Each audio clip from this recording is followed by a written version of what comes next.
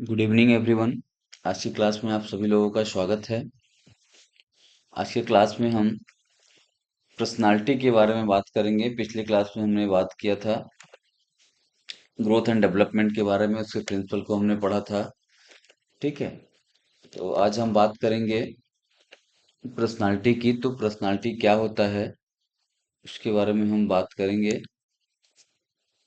तो पर्सनालिटी, इसको हिंदी में हम बोलते हैं व्यक्तित्व। जो व्यक्तित्व होता है वो किसी व्यक्ति के शारीरिक चीजों को नहीं दर्शाता है। शारीरिक चीजों के साथ साथ मानसिक भी उसमें कुछ फैक्टर्स आते हैं उसके, है ना, मानसिक फैक्टर भी आते हैं। तो उसको हमको समझना है कि पर्सनालिटी क्या है। ओवरऑल डेवलपमेंट की हम जब बात करते हैं तो उस चीज में बहुत सारे ऐसे तथ्य रहते हैं जो इंक्लूड रहते हैं। तो हम बात करेंगे मीनिंग की कि पर्सनालिटी का जो मीनिंग है वो क्या है। तो personality refers to the total quality of an individual, मतलब कि टोटल क्वालिटी की जब हम बात करेंगे एक किसी भी व्यक्ति की टोटल क्वांटिटी की हम बात करेंगे तो वो हमारा क्या हुआ, पर्सनालिटी। इंक्लूडिंग क्या क्या चीजें इसमें इंक्लूड रह सकती हैं, including physical appearance, mental ability, emotional stability, behaviour and attitude which make one person different from another. ये सारी चीजें जिन व्यक्तियों के अंदर होती है वो किसी व्यक्ति को दूसरे व्यक्ति से क्या करता है, वो अलग करता है, दूसरे व्यक्ति से अलग करता है। तो in physical education, personality means the overall development of a person through physical, mental, emotional, and social training obtained from physical activity and sports. व्यक्तित्व से तात्पर्य व्यक्ति के संपूर्ण गुणों से है, जैसे शारीरिक बनावट, मानसिक क्षमता, भावनात्मक स्थिरता, व्यवहार और दृष्टिकोण, जो एक व्यक्ति को दूसरे से अलग बनाता है, एक व्यक्ति को दूसरे व्यक्ति से अलग बनाता है। लंबे समय तक किए गए वास्तविक निरीक्षण से प्राप्त विश्वसनीय सूचनाओं के आधार पर खोजी गई व्यक्ति की क्रियाओं का समूह उसका व्यक्तित्व है। ये हमारा क्या है, डेफिनेशन है। कभी कभी डेफिनेशन पूछता है तो आपको इसको याद रखना है। आगे मैंने और भी लिखा है डेफिनेशन को, उसको आपको समझ में आ जाएगा।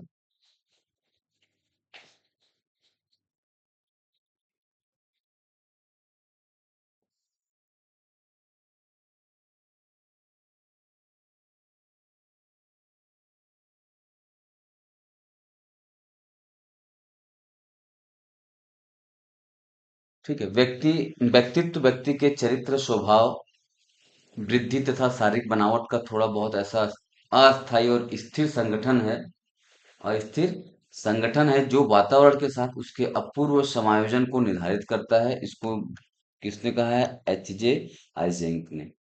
उसके बाद व्यक्तित्व आंतरिक और अर्जित विन्यासों का जोड़ है।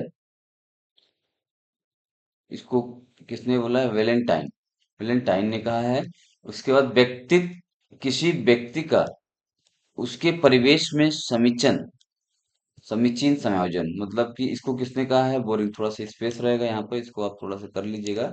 तो व्यक्ति किसी व्यक्ति का उसके विषय परिवेश से समीचीन समायोजन। लास्ट है व्यक्तित्व किसी परिभाषित सामाजिक महत्व को उन आदतों तथा आदत संस्थान के रूप में शक्ति है की जा सकती है कि जो स्थिर तथा परिवर्तन से अवरोध वाला होता है। इसको बोले हैं, गुथरी ने इसको कहा है, पर्सनालिटी के डेफिनेशन को उन्होंने दिया है।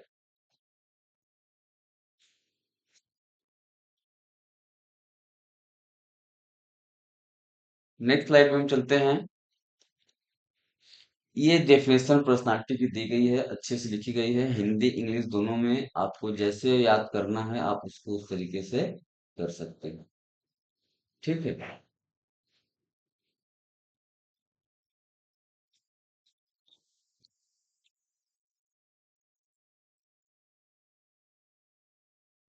इसको समझने से पहले आपको ये भी समझना जरूरी है कि पर्सनालिटी जो है इसका मतलब क्या होता है। ठीक है, पर्सनालिटी जो है वो लैटिन शब्द से लिया गया है। ठीक है, पर्सनालिटी कहाँ से लिया गया है? लैटिन शब्द से लिया गया है। लैटिन शब्द के किस शब्द से? परसोना। परसोना से लिया गया है। परसोना हिंदी में लिख लीजिएगा, इंग्लिश में। ठीक है, परसोना हिंदी में लिखोगे तो परसोना से लिया गया है, जिसका अर्थ अगर हम देखें तो इसका अर्थ होता है मास्क या मुखौटा बोलते हैं। ठीक है, ये क्वेश्चन आया है कि पर्सनालिटी जो है परसोना का क्या मतलब है।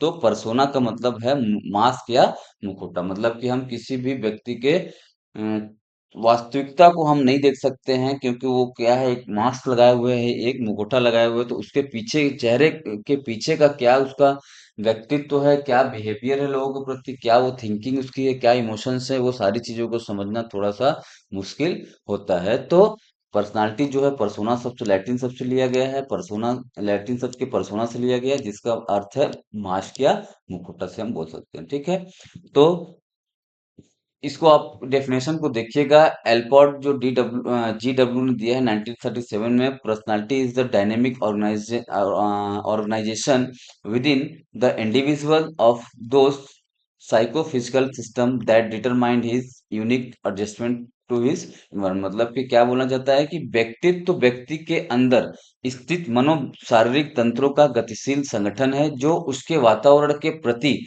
उसके विशिष्ट अनुकूलन अनुकूलन को निर्धारित करता है। ठीक है, उसके बाद मार्टिन प्रिंस ने क्या कहा है कि व्यक्तित्व व्यक्ति के सभी जैविक जन्मजात प्रवृत्ति, इच्छाओं, रुचियों और अर्जित प्रवृत्तियों का योग है। देन आरबी कैटल ने कहा क्या है, ये केवल कैटल के नाम से भी आता है, तो थोड़ा सा इसको ध्यान दीजिएगा। इसका पूरा नाम मैं लिखा हूं उसमें, तो इसको आप ध्यान दीजिएगा। तो कैटल क्या बोलते हैं? व्यक्तित्व वह गुण है जो यह अनुमान लगाने में सहायता करता है कि कोई व्यक्ति किसी विशेष परिस्थिति में क्या करेगा।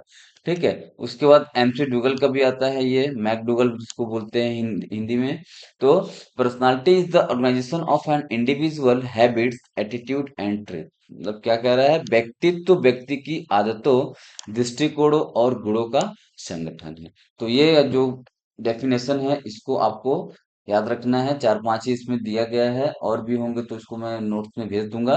तो इन सब को याद रखना है। कभी कभी पर्सनालिटी का डेफिनेशन देने के बाद पूछता है कि इसके जो इस डेफिनेशन को किसने दिया है, तो आपको याद रखना है। ठीक है,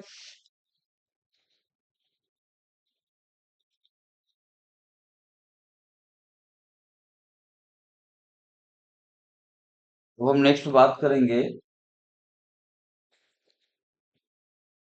डेफिनेशन हमने बात कर ली, अब हम बात करेंगे physical education help in developing personality bye.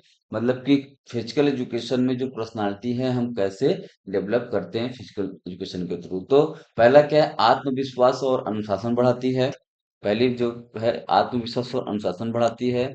फिर encouraging team spirit and leadership, team भावना को क्या, और टीम भावना और नेतृत्व गुणों को क्या करता है? विकसित करता है। फिर इनहेंसिंग मेंटल स्ट्रेस, मानसिक शक्ति को बढ़ाती है। लास्ट जो है, promoting social adjustment and emotional balance, सामाजिक अनुकूलन और भावनात्मक संतुलन को प्रोत्साहित करती है। और भी बहुत सारी चीजें हैं, इसके लक्षण हैं, तो उसको हम देखेंगे आगे, नोट्स में देखेंगे। तो इसको से ज्यादा हम चर्चा ना करके हम आगे बढ़ते हैं। फिर पर्सनालिटी जो है, इसमें बहुत सारे जो क्लासिफिकेशंस हैं उसको हम देखेंगे कि क्लासिफिकेशन जो है बॉडी टाइप, मतलब कि अलग अलग लोगों ने अलग अलग तरीके से बॉडी के टाइप को आइडेंटिफाई, एक्सप्लेन किया है, उसको डिफाइन किया है। ठीक है, तो एक है हिप्पोक्रेटस। पहला हम इनका पढ़ेंगे कि हिप्पोक्रेटस ने क्या क्या चीजें दी है। ठीक है, तो हिप्पोक्रेटस की हम जब बात करेंगे कि इन्होंने बॉडी के टाइप को कैसे क्लासिफिकेशन किया है, तो उसके बारे में हम चर्चा करेंगे। एक चीज और याद रखना कि हिप्पोक्रेटस जो क्लासिफिकेशन है इसको हम ह्यूमरल थ्योरी ऑफ पर्सनालिटी भी बोलते हैं। तो इसको याद रखना, कभी कभी पूछ सकता है कि हिप्पोक्रेटस क्लासिफिकेशन को और क्या कहते हैं, तो ह्यूमरल थ्योरी ऑफ पर्सनालिटी के नाम से जाते हैं। तो पहला इसमें क्या बोल रहे हैं Hippocrates? The earliest scientist classification of personality was proposed by Hippocrates. मतलब कि सबसे पहले अगर किसी ने अगर बॉडी टाइप को क्लासिफाइड किया है तो किसने किया है? हिप्पोक्रेटस ने किया है। ठीक है, तो जो लगभग 460 से 377 ईसा पूर्व या बीसी में किया था।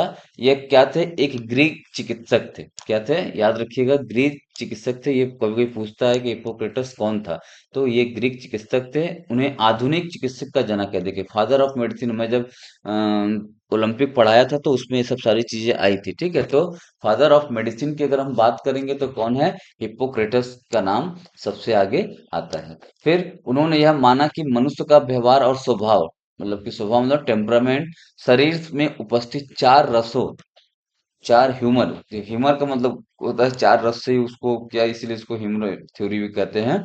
तो चार रसों से के संतुलन पर निर्भर करता है। चार रसों के संतुलन पर निर्भर करता है, मतलब कि यहाँ जो देख लो, फील्ड जिसको हम बोलते हैं, फोर बॉडी फील्ड। ठीक है, फोर बॉडी फील्ड। इंग्लिश में पूछेगा तो इंग्लिश में, हिंदी पूछेगा तो हिंदी में आपको इसको डिफाइन करना है।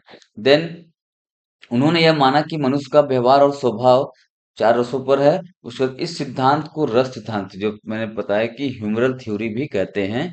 चार स्वभाव सिद्धांत, थ्योरी ऑफ फोर टेम्परामेंट भी कहा जाता है। देखो, इसका तीन नाम है हिप्पोक्रेटस का। क्या क्या है? Humoral theory of personality, then theory of four temperaments. उसके बाद में गैलेन ने इस सिद्धांत को विकसित किया और प्रत्येक रस को एक विशिष्ट व्यक्तित्व प्रकार से जोड़ा। हिप्पोक्रेटस का यह सिद्धांत व्यक्तित्व के जैविक और मनोवैज्ञानिक अध्ययन की नींव। देन हम आगे चलते हैं कि जो जो चार रस है वो कौन कौन से हैं। तो इसको आपको देखना है कि बॉडी फ्लूइड या ह्यूमर की हम जब बात करेंगे, the four humour and the personality types, चार रस या व्यक्तित्व प्रकार, इसको आप स्क्रीनशॉट ले लीजिएगा। जस्ट इसको मैंने क्या किया है कि शॉर्ट में देखने के लिए क्या क्या चीजें होती है, हम आगे इसकी चर्चा करेंगे अच्छे से। ये देखिए, इसमें लिखा गया है कि रक्त प्रधान, मतलब कि रक्त प्रधान मतलब कि इसमें क्या होता है? रक्त प्रधान सेंग्यून पर्सनालिटी, जिसको हम बोलते हैं उत्साहित स्वभाव। क्या बोलते हैं? उत्साहित स्वभाव, जिसको हम बोलते हैं। तो इसको हम पढ़ेंगे। इनका प्रमुख रस जो होता है, रक्त होता है। क्या होता है? रक्त। इसको हम ब्लड से करते हैं। एक चीज और पूछता है कि जो उत्साह स्वभाव है या सेंग्यून करके है, तो इसको हम किससे डिनोट करते हैं? एयर से इसको हम डिनोट करते हैं। किसे करते हैं? एयर से। तो इसको याद रखिएगा, ये व्यक्ति किस प्रकार का होता है? हंसमुख, मिलनसार और उत्साहित होते हैं। इन लोगों से बातचीत और समूह में रहना पसंद, मतलब कि ये लोग ज्यादा से ज्यादा क्या रहते हैं? ग्रुप में रहते हैं और लोगों से बातचीत करना इनको ज्यादा पसंद रहता है। कमजोरी क्या है इनकी? कभी कभी असावधान या लापरवाह भी होते हैं। ठीक है, मतलब कि केयरलेस जिसको आप बोल सकते हो, उस तरीके के व्यक्ति कौन से होते हैं? रक्त प्रधान वाले जो होते हैं, संगुइन पर्सनालिटी। देन कैलोरिक पर्सनालिटी, जिसको हम बोलते हैं पित्त प्रधान बोलते हैं, ये कौन सा है? रक्त प्रधान है। ये क्या है? पित्त प्रधान। आप ब्लड भी इसको बोल सकते हो, यहाँ ब्लड देखो लिखा है। ठीक है। उग्र स्वभाव जिसको बोलते हैं, फायर, इसको हम उसको ऊपर वाले को एयर से, इसको हम फायर से डिनोट करते हैं। ठीक है। ये क्या है? इनका प्रमुख रस जो है पित्त है, जिसको हम बोलते हैं येलो बाइल। ठीक है, येलो बाइल। ये क्वेश्चन आया है क्वेश्चन में कि येलो बाइल, मतलब कि मैच द वर्ड दिया था, उसको आपको क्या करना था? मिलाना था कि कौन किसका है। तो उस तरीके से आपको इसको करना है। तो याद रखिएगा कि कैलोरिक जो पर्सनालिटी है वो येलो बाइल वाले होते हैं। पित्त जिसको हम बोलते हैं, ऐसे लोग उत्साहित, महत्वाकांक्षी और दृढ़ इच्छा शक्ति वाले होते हैं। इनमें नेतृत्व के गुण होते हैं, लेकिन जल्दी गुस्सा भी आ जाता है। देन मेलेंकोलिक पर्सनालिटी की बात करेंगे, जिसको हम बोलते हैं काला पीस से बोलते हैं। ठीक है। ब्लैक बाइल जिसको हम बोलते हैं गंभीर स्वभाव, इनको हम अर्थ से डिनोट करते हैं, एयर, फायर, अर्थ। ठीक है। इसके बाद इनका क्या है? इनका प्रमुख रस जो होता है काला पीत, ब्लैक बाइल जिसको बोलते हैं। ठीक है। मेलेनकोलिक का क्या होता है? Black bile. ये व्यक्ति गंभीर, संवेदनशील और विचारशील होते हैं। अत्यधिक चिंतनशील होने के कारण कभी कभी उदास भी रहते हैं। देन फ्लेगमेटिक पर्सनालिटी की हम बात करेंगे तो ये कफ प्रधान, इधर क्या थे? पित्त प्रधान। ये हो गए कफ प्रधान और शांत स्वभाव। इनको हम वाटर से डिनोट करते हैं। हो गया, एयर, फायर, अर्थ और वाटर। ये आप याद रखिएगा कि फ्लेगमेटिक पर्सनालिटी वाले को हम वाटर से डिनोट करते हैं, जिसको हम कफ प्रधान बोलते हैं। और ये शांत स्वभाव भी आप बोल सकते हो। तो इनका प्रमुख रस जो होता है फ्लैग में होता है। आप याद रखिएगा, कफ जिसको हम हिंदी में बोलते हैं। ऐसे व्यक्ति शांत, स्थिर और धैर्यवान होते हैं, मतलब कि बहुत ही कूल होते हैं, स्टेबिलिटी इनके अंदर होती है और बहुत ही पेशेंस होता है। उन्हें शांति और स्थिरता पसंद होती है, शायद ही कभी क्रोधित होते हैं। देखो इसको देखना, रिलेवेंस इन स्पोर्ट्स साइकोलॉजी कैसे कैसे मतलब ये लोग करते हैं। जो संगीन वाले हैं, एक्सलेंट टीम प्लेयर होते हैं, मोटिवेट करते हैं लोगों को। देन वीकनेस की हम बात करें तो कैन लूज फोकस इजली, मतलब कि अपने फोकस को इजली ये भूल सकते हैं या लूज कर सकते हैं। ठीक है, क्लोरिक में क्या है, strong leader, goal driven, can be over aggressive, मतलब कि ये ज्यादा गुस्सा हो सकते हैं। देन मेलानकोलिक का क्या है, स्ट्रेटेजिक एनालिटिक, मतलब कि ये स्ट्रेटेजी बनाते हैं और चीजों को विश्लेषण करते हैं। और over thinking and doubt, over thinking भी रहता है और इनके अंदर क्या रहता है, डाउट भी रहता है। फ्लेगमेटिक का क्या है, calm under pressure, then consistent भी रहते हैं, लेस कॉम्पिटिटिव। इसके बाद हो गया ये हमारा था हिप्पोक्रेटस के, इसको आप थोड़ा सा याद रखिएगा क्या क्या चीजें होती हैं। उसके बाद हम बात करेंगे दूसरे जो है क्रेस्मर का व्यक्तित्व वर्गीकरण सिद्धांत, मतलब classification of personality according to Kretschmer. तो इन्होंने क्या बोला है, इनका पूरा अर्नेस्ट क्रेस्मर है इनका, थोड़ा सा याद रखिएगा। तो 1888 से 1960 में वॉज अ जर्मन साइकियाट्रिक, मतलब कि मनोचिकित्सक थे। मनोचिकित्सक थे कौन, एर्नेस्ट कैस्मर जो थे, एक जर्मन मनोचिकित्सक थे, जिन्होंने 1961 21 में अपनी पुस्तक साइकिक एंड कैरेक्टर में शारीरिक संरचना और व्यक्तित्व के संबंध में अध्ययन किया। ठीक है, इनकी पुस्तक कौन सी थी, साइकिक एंड कैरेक्टर। उसके बाद उनके अनुसार व्यक्ति का शारीरिक गठन, बॉडी बिल्ड जो होता है, व्यवहार और व्यक्तित्व, मतलब कि बिहेवियर और पर्सनालिटी जिसको बोलते को प्रभावित करता है। तो उन्होंने शरीर के आधार पर व्यक्ति को तीन मुख्य प्रकारों में वर्गीकृत किया और प्रत्येक को एक विशेष व्यक्ति प्रकार से जोड़ा। तो इसमें क्या क्या चीजें हैं, एक्निक टाइप है, एस्थेनिक है या लेप्टोसोमेटिक बोलते हैं, और तीसरा है एथलेटिक टाइप। तीसरा है एथलेटिक टाइप, ये किसका है, ये कैस्टमर का बॉडी टाइप के अकॉर्डिंग। ठीक है, तो इन्होंने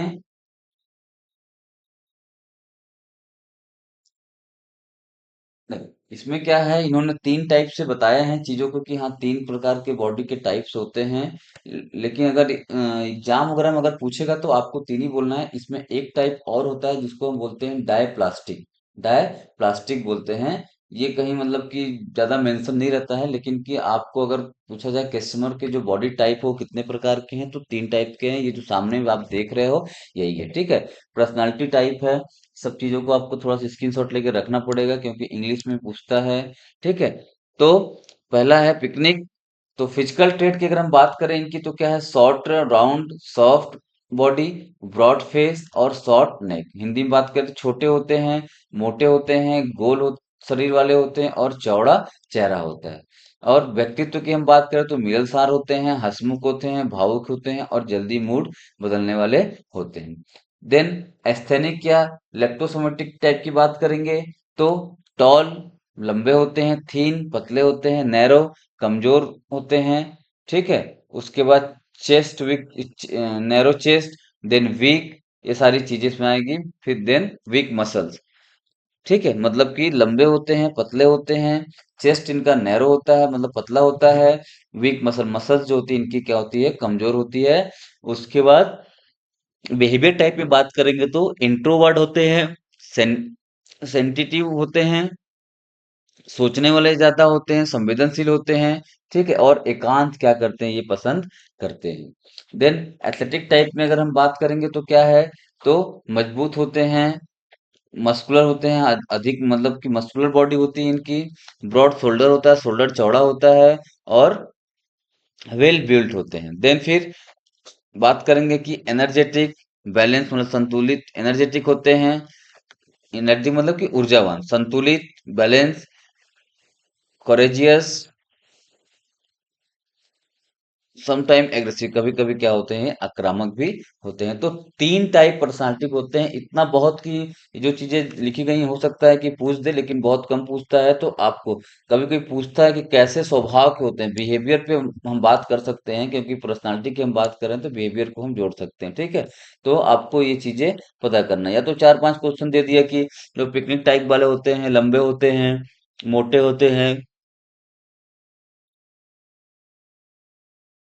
छोटे होते हैं, ठीक है, उनका चेहरा कैसा होता है, चेस्ट कैसा होता है, ठीक है। तो ये सारी चीजें पूछ दे के ये किस टाइप में है, कि या पिकनिक टाइप वाले के जो फैक्टर हैं, जो कारक है, जो उसकी विशेषता है, उसको थोड़ा सा डिफाइन करिए कि कौन कौन से उसमें आएंगे। मतलब कि पांच ऑप्शन दे दिया तो आपको बता दिया कि क्या क्या चीजें हैं। तो आपको पता होना चाहिए कि पिकनिक टाइप में क्या है, एस्थेनिक टाइप में क्या है, और एथलीट टाइप में क्या है।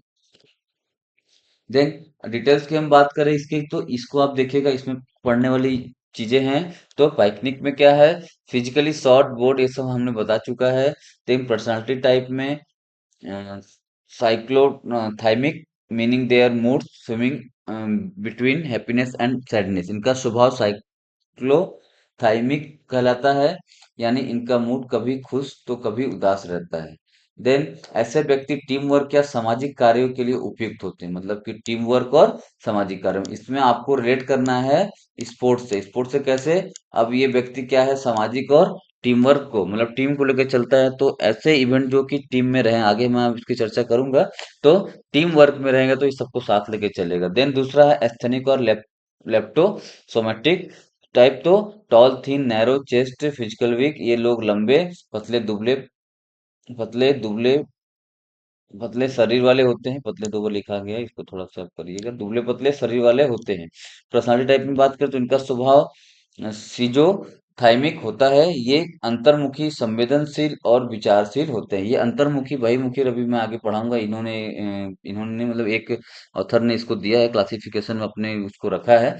तो दे परफेक्ट लोनलेस एंड डीप थिंकिंग, इन्हें अकेले रहना पसंद है, और ये अक्सर रचनात्मक भी होते हैं। मतलब कि अगर अकेले रहना पसंद कर रहे हैं तो इनकी क्या स्पोर्ट्स इवेंट होगा, कोई ऐसा इवेंट जो कि क्या है, ये इंडिविजुअल है, ठीक है। जैसे एथलेटिक्स हो गया, या तो जेवलिंग थ्रो हो गया, या शॉट पुट हो गया, डिस्कस थ्रो हो गया, मतलब कि जो भी इंडिविजुअल इवेंट होता है, बैडमिंटन हो गया, टेबल टेनिस हो गया, है ना। तो ये सारी चीजें अपना अकेला खेलना क्या करते हैं, ये पसंद करते हैं। तीसरा है एथलेटिक टाइप। तो physically strong, muscular and well build with broad shoulder, इस प्रकार के व्यक्ति मजबूत, चौड़े कंधों और अधिक मस्कुलर होते हैं। पर्सनालिटी टाइप में बात करें तो विस्कोथाइमिक, विस्कोथाइमिक आत्मविश्वासी, ये लोग ऊर्जावान, साहसी और आत्मविश्वासी होते हैं, कभी कभी आक्रामक भी हो जाते हैं। They are energetic, active, brave and confident. Sometime they become aggressive और डोमिनेट अंडर द प्रेशर। इसको है, इसको देख लेना खेल मनोविज्ञान के अकॉर्डिंग। उसके बाद हम बात करेंगे, इसको स्क्रीनशॉट ले लेना आप लोग सभी लोग। ये स्पोर्ट्स के अकॉर्डिंग है कि स्पोर्ट्स साइकोलॉजी में जो पर्सनालिटी, वर्ग के लोग, इस जो बॉडी टाइप के लोग हैं, वो कौन कौन से गेम में जाते हैं। तो इसमें लिखा गया है, देखो कि best for team sports, football, volleyball, कोई भी है, हॉकी है, कोई भी, ड्यू टू सोशलिटी, मतलब कि सामाजिक तरीकों से जो प्रवृत्ति के जो रहेंगे, उसमें इन लोग पार्टिसिपेट ज्यादा करेंगे। एस्थेनिक क्या है, suitable for individual game, archery, chess, मतलब कि कोई ऐसा गेम जो कि फोकस वाला हो, कंसंट्रेट वाला हो, या इंडिविजुअल हो। तो इन सब सारी चीजों में एस्थेनिक एस्थेनिक वाले जो टाइप के रहेंगे, वो इस पे पार्टिसिपेट करेंगे। Athletic, excellent for power and endurance sports, wrestling, athletic, like that, okay.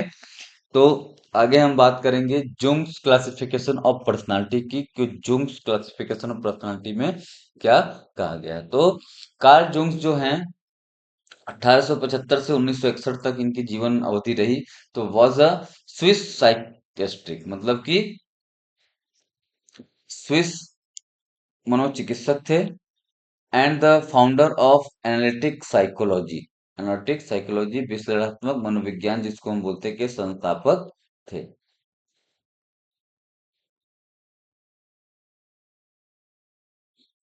प्रारंभ में वे सिगमंड फ्रायड के अनुयायी थे, परंतु बाद में उन्होंने व्यक्तित्व की अपनी अलग धारणा विकसित की।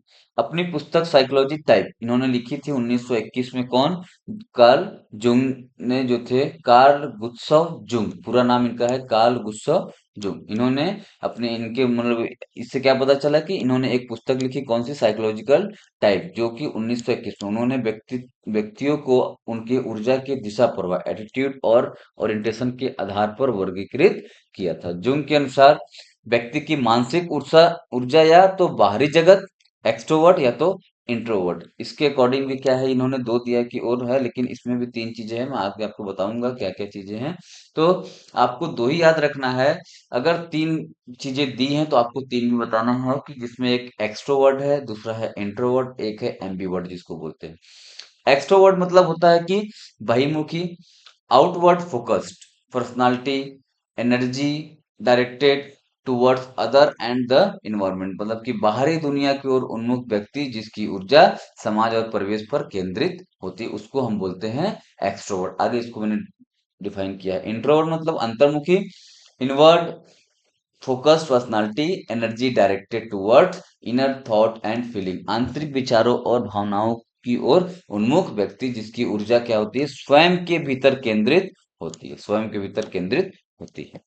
ये देखो, इसका एक्सप्लेनेशन है अच्छे से, है कि एक्सट्रोवर्ट क्या होता है और इंट्रोवर्ट क्या होता है। तो बहिर्मुखी व्यक्ति जो होते हैं वो मिलनसार होते हैं, मतलब कि आप समझ रहे हो कि इंटरनल और एक्सटर्नल। एक्सटर्नल जो रहेगा वो सारी चीजों को क्या करेगा, सबको साथ में लेके चलेगा। तो वही बोला गया कि बहिर्मुखी व्यक्ति मिलनसार होता है, मतलब लोगों से बातचीत करना, आत्मविश्वास इनमें ज्यादा होता है, मतलब कि किसी से भी बात करने की जो ललक होती है, या बहुत लोग ऐसे होते हैं कि बात करने में लोगों से डरते हैं, नए लोगों से। लेकिन एक्सट्रोवर्ट जो रहेंगे वो ऐसी चीजें इनके अंदर नहीं आएगी, वो उनको अगर बात करना है तो क्यों किसी न किसी बहाने से वो बात वो करेंगे, मतलब कि इनके अंदर बोलते हैं ना कि किसी प्रकार की घबराहट या हिचक नहीं होती है, कि मतलब कि हम किसी से बात करने में हमको प्रॉब्लम होती है, घबराहट हो रही, तो वो सारी चीजें इन लोग के अंदर नहीं होती है एक्सट्रोवर्ट में। तो आत्मविश्वासी और सक्रिय होते हैं, ठीक है, और सक्रिय होते हैं। देन इन्हें लोगों के साथ रहना पसंद, मतलब कि ये अकेले रहना पसंद नहीं करते, इनको ग्रुप में रहना पसंद होता है। बातचीत करना और नई चीजें करना पसंद होता है, मतलब कि बातचीत भी करते हैं और नए नए चीजों को करना इनको पसंद रहता है। ये जल्दी निर्णय लेने वाले और नेतृत्व क्षमता वाले होते हैं, मतलब कि डिसीजन जो लेते हैं वे बहुत ही जल्दी लेते हैं, उसमें डिसीजन लेने में किसी प्रकार का कोई भी डिले नहीं होता। और नेतृत्व क्षमता, लीडरशिप कैपेसिटी इनके अंदर ज्यादा होती है। क्यों होती है? क्योंकि लोगों से ये बात कर रहे हैं, ठीक है, चीजों को समझ रहे हैं कैसे क्या करना है, तो कहीं ना कहीं वो चीजें अपने अंदर जो है वो लीडरशिप के रूप में दिखेगी। खेल, राजनीति और सामाजिक गतिविधियों में ये आगे रहते हैं,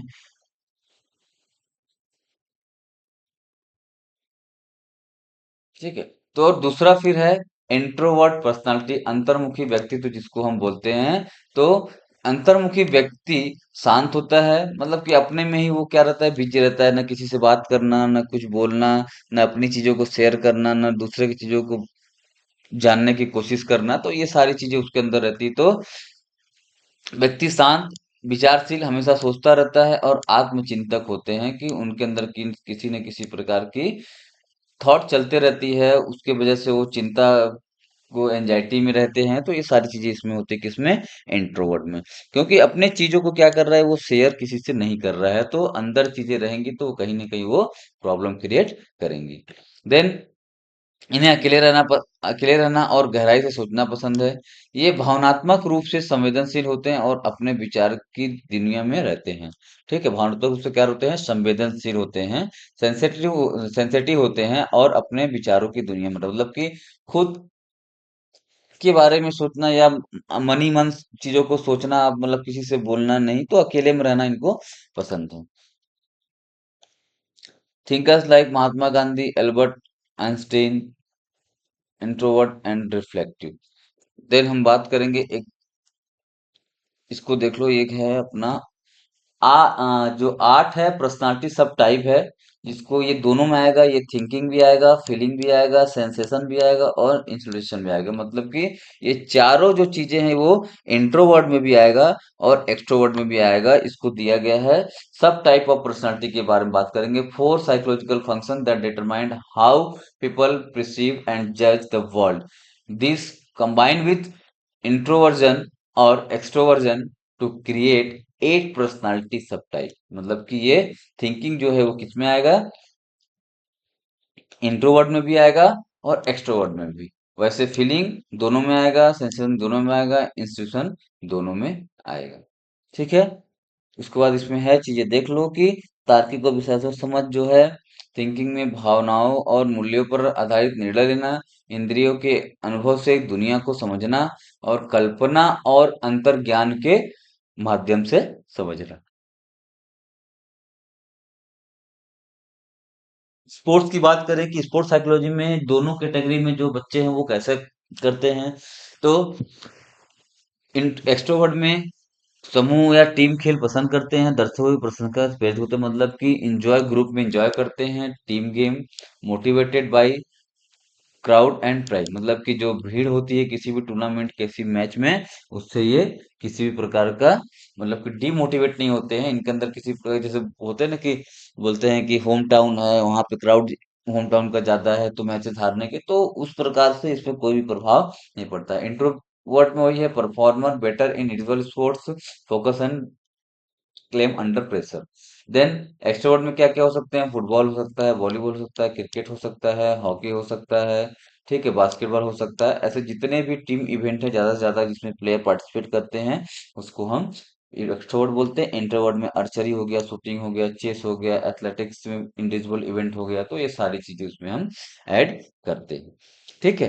उसके बाद हम बात करेंगे कि एम्बीवर्ट जिसको हम बोलते हैं उभयमुखी, हिंदी में बोलते हैं अंतर्मुखी, बहिर्मुखी और उभयमुखी। तो एम्बीवर्ट भी कभी कभी आपको देखने को मिलेगा। आपको इसको मीनिंग जो है उसको पता करना है। लेकिन उसमें आप देखोगे तो अगर इस टाइप के पूछता है तो आपको दो ही बताना है, इंट्रोवर्ट और एक्सट्रोवर्ट। तो एम्बीवर्ट जो है ये दोनों का जो है कॉम्बिनेशन है, किसका, इंट्रोवर्ट और एक्सट्रोवर्ट का। इसमें आगे देखो लिखा गया है कि उभयमुखी वह व्यक्ति होता है जिसमें अंतर्मुखी और बहिर्मुखी दोनों गुणों का संतुलन होता है, जो उसे विभिन्न सामाजिक परिस्थितियों में अनुकूलनशील और लचीलता। मतलब कि ऐसे लोग को हम बोल सकते हैं कि बहुत ही खतरनाक होते हैं कि जो दोनों तरफ चलते हैं। ठीक है। तो वो अंतर्मुखी भी होते हैं और बहुमुखी, मतलब कि कुछ चीजों को वो बताएंगे, कुछ चीजों को आपको शेयर नहीं करेंगे। उनको जो लगेगा कि हाँ ये चीजें शेयर करना है उसी को क्या करते हैं वो शेयर करते हैं। ठीक है। देन जो उसे विभिन्न सामाजिक परिस्थितियों में अनुकूलनशीलता शील और लचीला बनाता है। ऊर्जा स्रोत की हम बात करें, एनर्जी की बात करें, तो एकांत और सामाजिक दोनों ही स्थितियों में सहज हो सकता है। उन्हें अकेले समय और सामाजिक मेलजोल दोनों से संतुष्टि मिलती है। सामाजिक प्राथमिकताएं कभी कभी ध्यान का केंद्र करने का आनंद ले सकते हैं, लेकिन अकेले समय से पूरी तरह संतुष्ट भी रहते हैं। उनकी सामाजिक प्राथमिकताएं और मूड लक्ष्यों या परिस्थितियों के आधार पर बदल सकती है। कौशल संतुलन की बात करें तो कौशल मतलब कि स्किल स्टेबिलिटी आप बोल सकते हो, बैलेंस ऑफ स्किल लिखा है ना। तो प्रभावी ढंग से सुनने और संवाद करने की क्षमता रखते हैं, जो उन्हें विभिन्न व्यक्तियों के व्यक्तित्व के अनुकूल मानी जाती है। देन परिस्थितिजनक जिसको हम बोलते हैं सिचुएशन बिहेवियर, तो कुछ परिस्थितियों में करीबी दोस्तों के साथ मतलब कि बहिर्मुखी और कुछ में अंतर्मुखी दिखाई देते हैं। मतलब कि अलग अलग लोगों से अलग अलग तरीके का बिहेवियर करता है कौन, जो एम्बीवर्ट होता है, उभयमुखी होता है। ठीक है। अब हम बोलते हैं स्पेंजर, इसका पूरा नाम है एडवर्ड स्पेंजर। ठीक है। एडवर्ड स्पेंजर, आपको स्पेंजर ही कहीं कहीं मिलेगा तो आप कंफ्यूज मत होइएगा कि स्पेंजर क्या है। उसके बाद हम बात करेंगे एडवर्ड स्पेंजर की बात करेंगे तो इन्होंने इनकी जो जीवन अवधि रही 1882 से 1963 तक, वहां से German philosopher, psychologist and educator. अब देखो इनको क्या क्या चीजें हैं, पूछ सकता है कि स्पेंजर जो हैं वो कौन क्या क्या हैं। तो ये जर्मन दार्शनिक भी हैं, मनोवैज्ञानिक भी हैं और शिक्षा शास्त्री भी हैं। तो उन्होंने अपनी प्रसिद्धि पुस्तक टाइप्स ऑफ मैन ये क्वेश्चन पूछ सकता है कि टाइप्स ऑफ मैन जो है वो बुक कौन लिखा है? तो 1928 में किसने लिखा है? स्पेंगर की हम बात करेंगे तो 1928 में उन्होंने टाइप्स ऑफ मैन की बात की है। तो व्यक्तित्व का वर्गीकरण प्रस्तुत किया है, तो उनका मानना था कि व्यक्ति का व्यक्तित्व उसके मूल और रुचियों, वैल्यू और इंटरेस्ट पर आधारित होता है। व्यक्ति एक दूसरे से मुख्यतः उनके मूल दृष्टिकोण के कारण भिन्न होता है। आगे देखेंगे कि क्या क्या चीजें उन्होंने बताया है। तो ये 6 टाइप से उन्होंने चीजों को डिफाइन किया है टाइप्स ऑफ मैन में, जो उन्होंने बुक लिखी है 1923 में, उसके अकॉर्डिंग इन्होंने ये चीजें अपने उस बुक में मेंशन किया है। तो 6 टाइप के होते हैं, जिसको हम बोलते हैं पहला कि थ्योरेटिकल टाइप, जिसको हिंदी में बोलते हैं सैद्धांतिक प्रकार। इसमें मुख्य विशेषता जो मेन कैरेक्टरिस्टिक्स होगा वो ट्रूथ सीकिंग है, लॉजिकल है, interested in knowledge and reasoning, value science and fact. तो साइंटिस्ट और फिलोसोफर। उसके बाद इकोनॉमिक टाइप में बात करें, आर्थिक प्रकार में, तो practical, utilities based thinking, profit orientation and focus on material gains. Businessman person हो सकता है, ट्रेडर कोई है वो हो सकता है। ये सारी चीजें किसमें आएगी? इकोनॉमिकल टाइप में। मतलब कि इकोनॉमिकल क्या है? फाइनेंशियल से है, तो बिजनेस पर्सन ही रहेगा। इस तरीके से आपको रिमेम्बर करने के लिए याद रखना पड़ेगा, ठीक है। थ्योरिटिकल है, जो पढ़ रहा है बहुत, वही फिर साइंटिफिक और फिलोसफर बनेगा। उसके बाद एस्थेटिक टाइप, सौंदर्य परक की बात करेंगे तो loves art, music and beauty, emotionally sensitive and creative. मतलब कि जिसमें आर्टिस्ट आते हैं, पेंटर आते हैं, म्यूजिशियन आते हैं, या एक्ट्रेस आते हैं, ये सारी चीजें इसमें आएंगी। फिर सोशल टाइप की बात करेंगे, सामाजिक प्रकार की, तो altruistic, sympathetic, service oriented and love to help others. जैसे कि टीचर हो गए, इसमें डॉक्टर हो गए, सोशल वर्कर हो गए, ये सारी चीजें किसमें आएगी? सोशल टाइप में। देन पॉलिटिकल टाइप की बात करें, राजनीतिक प्रकार की, तो ambitious leadership qualities, seeks power and influence other over other. तो पॉलिटिशियन इसमें आ जाएंगे, ठीक है, पॉलिटिशियन आ जाएंगे, और एडमिनिस्ट्रेटर आ जाएगा, इसमें दो चीजें। देन रिलीजियस टाइप में बात करेंगे, धार्मिक प्रकार में, तो spiritual, moral, idealistic and devoted to inner peace of and God. तो ये सारी चीजें, संत जिसमें हम बोलते हैं आप हो, ठीक है, महात्मा बोलते हो, ये सारी चीजें इसमें आ जाएंगी। उसके बाद नेक्स्ट हम चलते हैं, ये 6 टाइप आप देख लेना कौन कौन से, इसको डिफाइन हमने किया है, क्या क्या चीजें इसमें होती हैं। तो वही चीजें हैं, उसको हमने शॉर्ट में किया, इसको थोड़ा सा डीप किया, तो इसको आपको देखने की जरूरत है कि कोर वैल्यू क्या क्या होती है। ट्रूथ होते हैं, नॉलेज होते हैं, और अंडरस्टैंडिंग, मतलब कि सत्य और ज्ञान की हम बात करेंगे। स्वभाव कैसा होता है? बौद्धिक होती है, जिज्ञासा होती है, और विश्लेषणात्मक सोच होती है, मतलब कि एनालिसिस जो करते हैं वो सारी चीजें इसमें आती है, ठीक है। उसके बाद लक्षण तर्कशील होते हैं, मतलब कि लॉजिकल चीजों को सोचते समझते हैं। चिंतनशील होते हैं, किसी भी चीज को लेकर वो थोड़ा सा डिस्टर्ब भी रहते हैं। डिस्टर्ब का मतलब ये कि अ, किसी काम को कैसे करना है, अगर कोई टास्क मिल गया तो उसको किस तरीके से करना है, या कोई इवेंट कराना है तो उसको किस तरीके से क्या क्या चीजें करेंगे, तो पूरा मैनेजेबल। चिंता का मतलब ये होता है कि उस इवेंट या उस क्रिएटिविटी के बारे में सोचना, और उसको कैसे कंप्लीट कराना, ये सारी चीजें इसमें आएंगी, ठीक है। वैसे इकोनॉमिकल टाइप में भी वैसे ही है, आपको पीछे बता चुका हूं। तो फिर व्यवहारिक और लाभ, मतलब कि कोर वैल्यू में usefulness, practically, efficiency, material gain, ठीक है। उसके बाद लक्षण की बात करेंगे तो व्यवहारिक, लक्ष्य केंद्रित होते हैं, और संसाधनशील। दिन उदाहरण में व्यापारी, प्रबंधन आगे बता ही दिए थे। शिक्षण खेल में पुरस्कार, प्रदर्शन, संकेत और व्यवहारिक अभ्यास से प्रेरित होता है, लक्ष्य निर्धारित करता है। यहाँ भी देखो क्या है, तर्क और तकनीकी की व्याख्या से प्रेरित होता है, रणनीति और विश्लेषणात्मक भूमिका में अच्छा निर्वहन अपना करता है। एस्थेटिक टाइप में भी वैसे ही शिक्षण खेल के बारे में केवल देख लेते हैं कि क्या क्या चीजें हैं। तो कला आधारित सौंदर्यपूर्ण प्रस्तुति और शैली से प्रेरित होता है, सौंदर्यपूर्ण खेलों में उत्कृष्ट, ठीक है। उसके बाद सोशल टाइप की हम बात करेंगे तो टीम केंद्रित है, गतिविधियां हैं, सहकारिता और नैतिक प्रेरणा से सबसे अधिक प्रोत्साहित होता है। देन पॉलिटिकल टाइप में जो पॉलिटिशियन को बता दिए, कप्तान हो गए, लीडर हो गए, वो सारी चीजें इसमें आती है। तो शिक्षण खेल में नेतृत्व और प्रतिस्पर्धा के अवसर देने से प्रेरित, टीम के नेतृत्व के लिए उपयुक्त। उसके बाद रिलीजियस की हम बात करेंगे तो धार्मिक आध्यात्मिक प्रकार जो खेल में हम बात करेंगे तो उच्च आदर्शों अनुशासन और आचरण पर जोर देता है, नैतिक खेल भावना प्रोत्साहित करता है। इसके पीछे हम बात कर चुके हैं, भक्तिपूर्ण आत्मचिंतन, मतलब रिलीजियस है तो वो अपने धर्म से ही अपने चीजों को क्या करेगा, जोड़ के रखेगा, आध्यात्मिक चीजों से जोड़ के अपने आप को रखेगा। ठीक है। Winner never quit and Quetta never win. जो जीतने वाला होता है वो कभी चीजों को रोकता नहीं है, और क्विटर नेवर विन मतलब कि जो रोकने वाला होता है वो कभी जीतता नहीं है। मतलब कि चीजों को जो खत्म कर देता है या बंद कर देता है वो कभी जीतता नहीं है। Habits are easy to make but hard to break. मतलब कि किसी भी हैबिट को क्या होता है, बनाना बहुत ही आसान होता है, लेकिन उसको रोकना कठिन होता है। इसको भी किसने दिया है, जो तुम्हारे स्पेंसर हैं, उन्होंने चीजों को अपने बुक में मेंशन किया है, तो इसको आपको याद रखना है। ठीक है। इस क्लासिफिकेशन में आपको कोई भी दिक्कत होगी तो आप उसको पूछिएगा। ठीक है। आपको केवल क्लासिफिकेशन याद रखना है, क्या क्या चीजें हुई है। अगर उसमें डेट दिया है, सन दिया है, तो उसको आपको थोड़ा सा याद करना है। दो तीन चीजें इसमें और थी कि जो बुक वगैरह लिखा गया है दो तीन, उसको भी आपको क्या करना है। एक बुक में बताया नहीं था, इसमें किसमें था,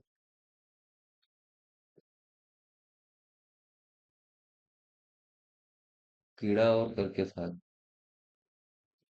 एक मिनट ना। अच्छा, वो थ्योरी ऑफ प्ले में आएगा, वो थ्योरी ऑफ प्ले में आएगा, उसको मैं नेक्स्ट क्लास में उसको पढ़ाऊंगा।